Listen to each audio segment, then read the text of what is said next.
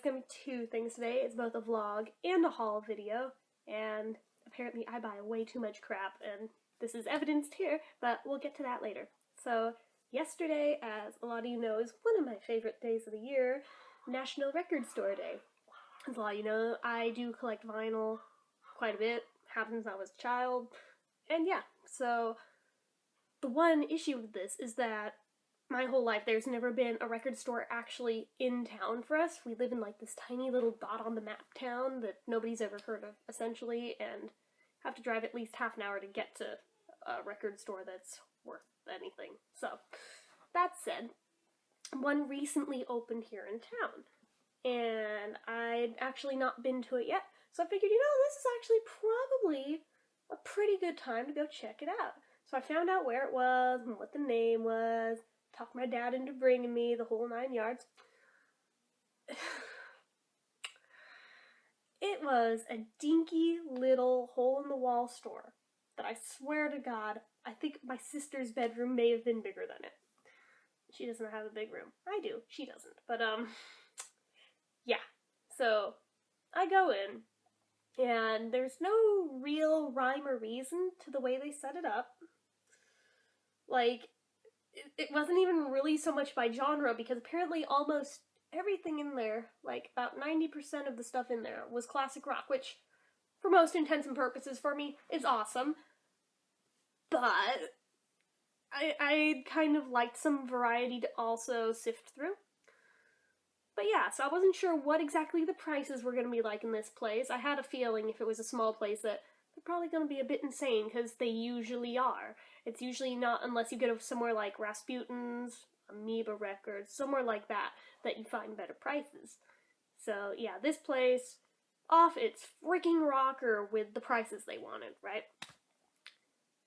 I immediately went straight to the W section so I could check for Wings and for The Who. There's about half a dozen copies of Quadrophenia in there, all insanely overpriced. Like, I was seeing them for like 40 and up. I was like, okay, first of all, they're not even mint condition. Even if it were mint condition, that album is not worth that much money. There was a few copies of their album It's Hard in there, which, even in mint, should never, under any circumstances, be $20. There was Face Dances, which I already have, but was still overpriced. What else did they have?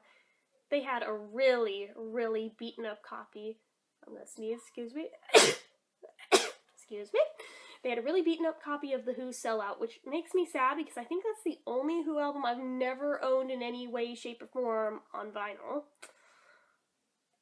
Yeah, so that made me sad because I have sentimental attachment to that album. I still have the CD version of it, and my dad and I bonded over it when I was about 12 or 13 years old, and he was telling me about how his family road tripped across the country, and that was the album he listened to on repeat, like, that entire trip, and had stories about different things he saw while listening to specific songs on there. It was really cool.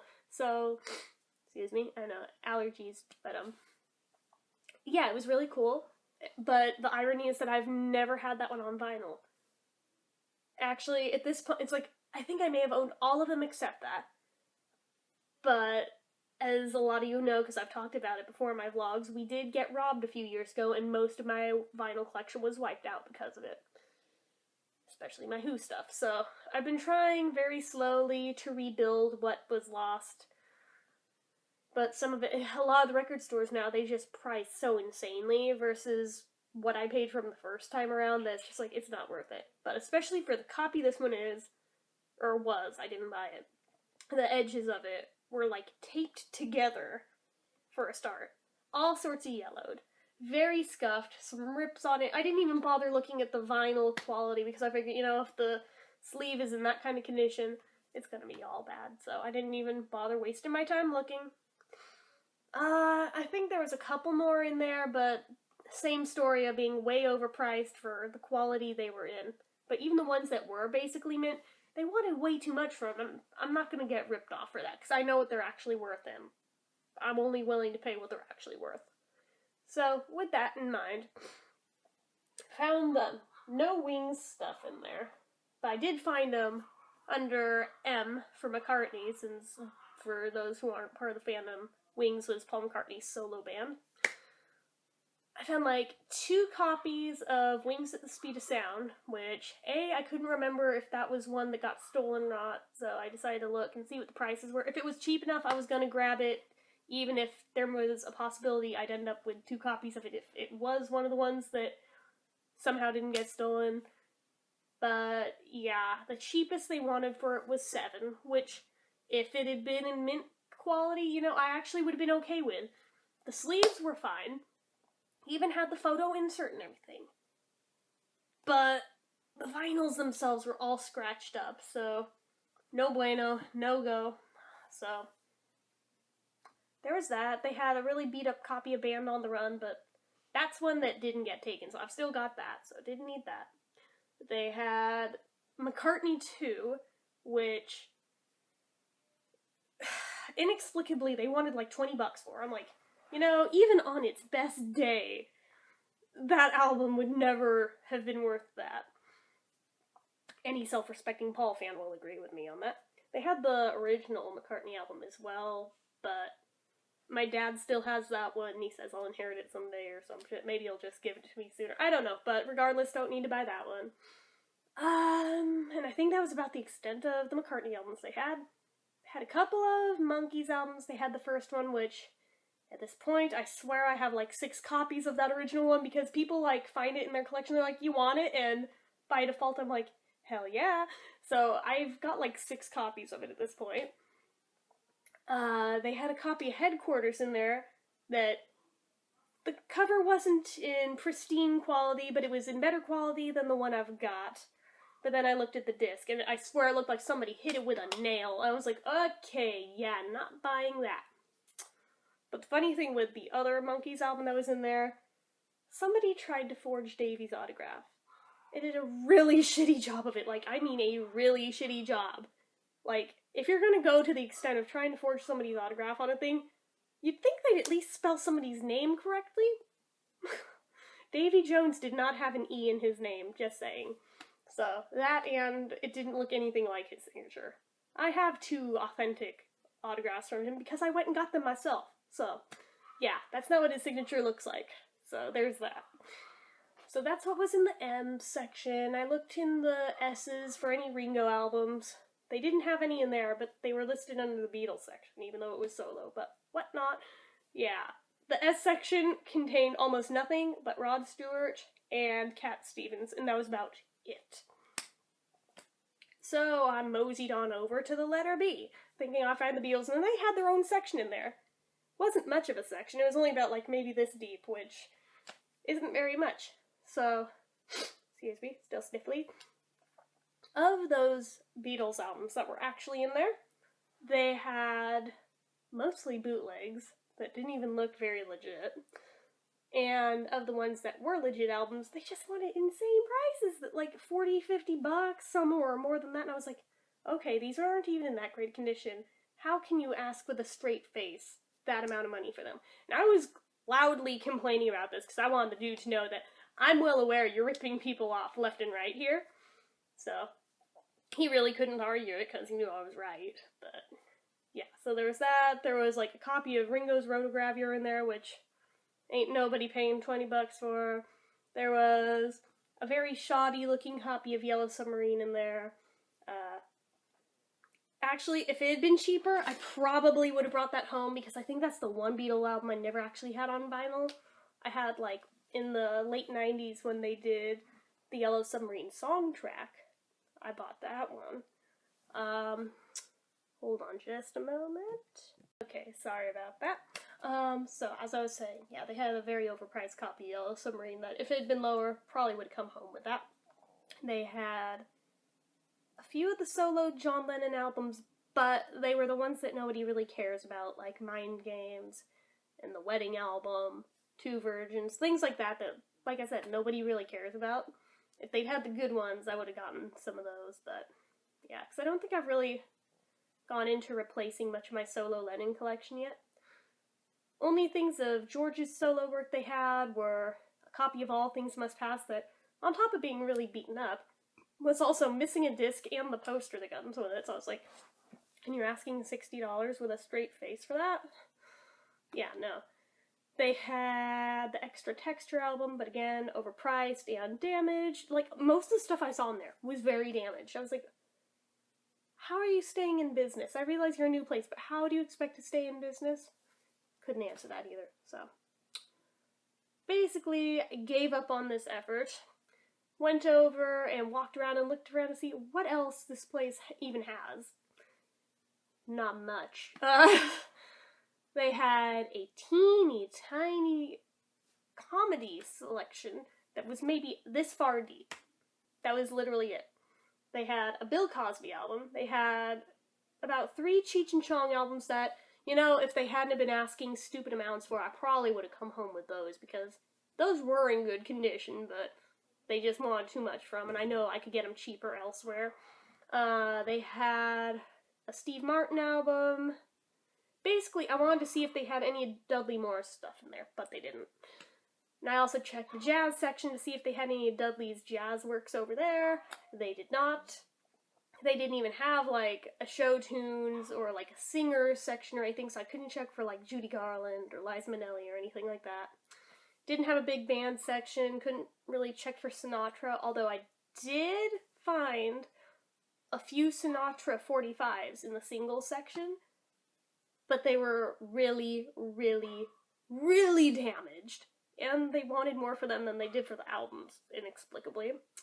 So, yeah, one of them, I swear to God, had mold growing on. I was like, ah! Like, scoured my hands clean when I got home after that, because I just felt so gross after touching it. Another one was, like, so scraped up you can barely even see what was on the cover.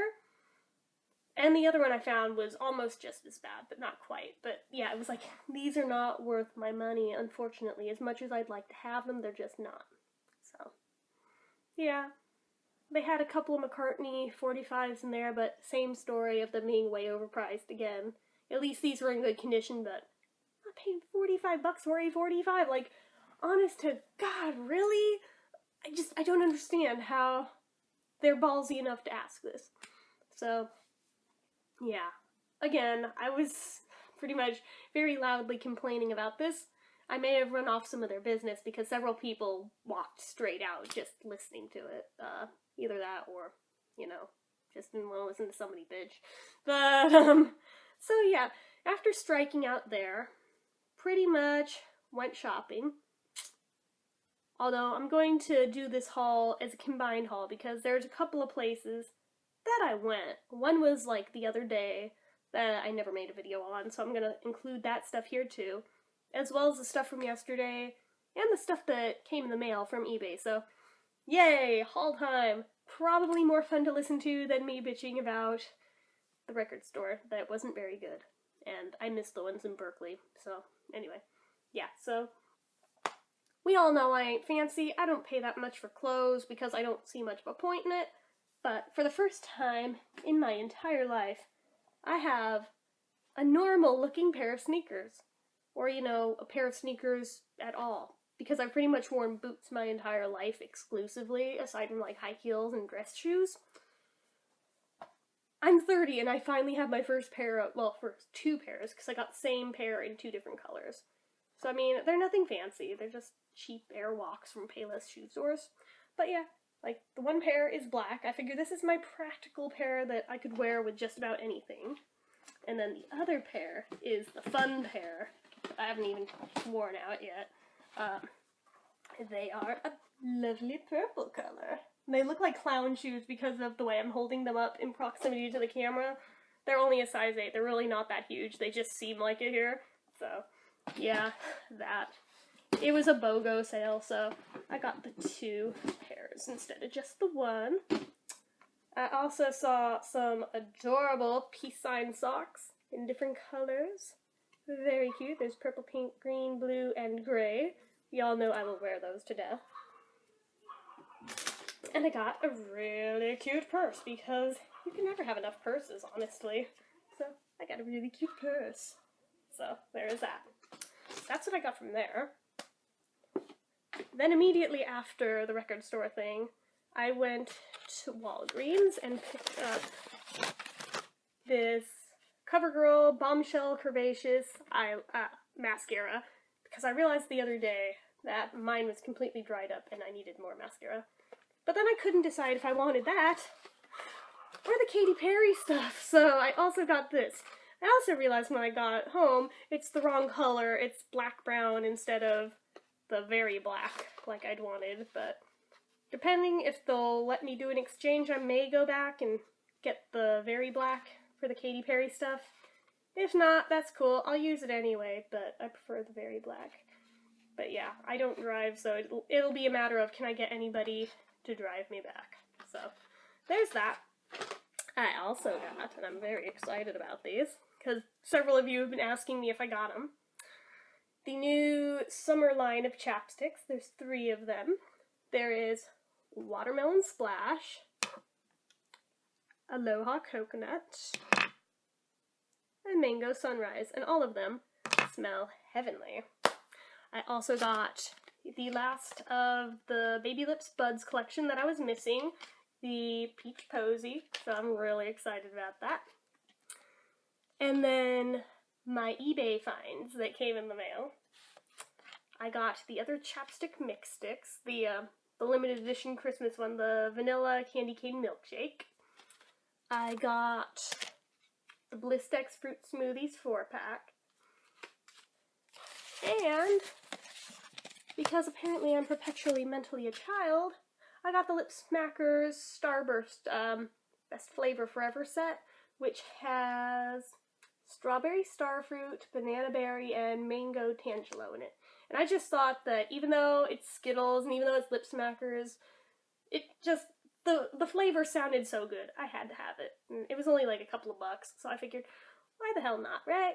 So clearly I have a problem when it comes to buying things and buying too many of things, but oh well, it's my money. I may not earn much, but what I do earn, I spend on stupid shit, so. But it gives me lots of stuff to review. I will review all of those items on here. Well, of the cosmetics ones. I don't think you really need reviews for, like, shoes and socks and a purse. So, there's that. I don't know. Do you guys want reviews on the mascaras or just the lip products? I don't really know. I also don't really know how exactly I'd go about doing those on camera. I mean, I could try to do it, and you can watch my stupid mascara face while I do it, but I don't know if anybody's even interested in that, so let me know in the comments what you think. And as always, comment anything you think about this or anything else. Hit the like button, hit the subscribe button, and until next time.